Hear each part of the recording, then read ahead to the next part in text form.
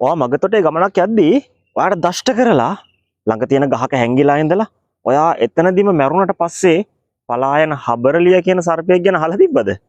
අද බලන්න යන්නේ යා ගැන. මෙන්න ඉන්නවා එහෙ විදිහට හබරලිය කියලා හඳුන්වන අපේ පුංචි දඟයා. හැබැයි මෙයාගේ ඇත්ත නම නම් හබරලියා නෙමෙයි. මෙයාට කියන්නේ කටකලුව කියලා. හබරලියා කියලා සතෙක් සත්ත්ව විද්‍යාත්මක තවම හොයාගෙන නැහැ.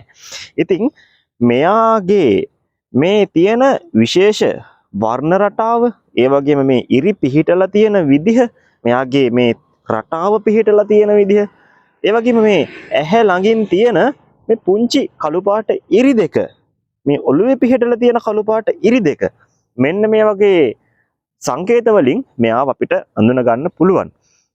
කටකලුව කියන්නේ කටකන හින්දා නෙමෙයි.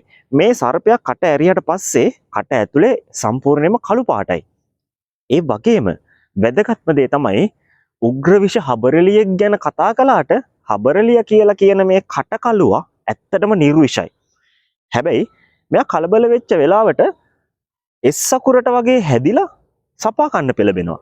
අන්න ඒ නිසා තමයි මෙයා ගොඩක් විෂ ඇති කියලා මිනිස්සු මරලා දාන්නේ. දිවා රාත්‍රී කාලවල් දෙකේදීම අපේ නිවාස ආශ්‍රිතව මංමාවත් ආශ්‍රිතව මේ කටකලුවන්ව අපිට දැක ගන්න හැකියාව තියෙනවා.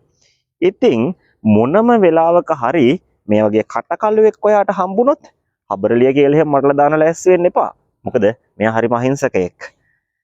ලංකාවේ ගොඩක් ප්‍රදේශවල හම්බ වෙන මෙයාලව අපි මිනිස්සු විදිහට ආරක්ෂා කරමු.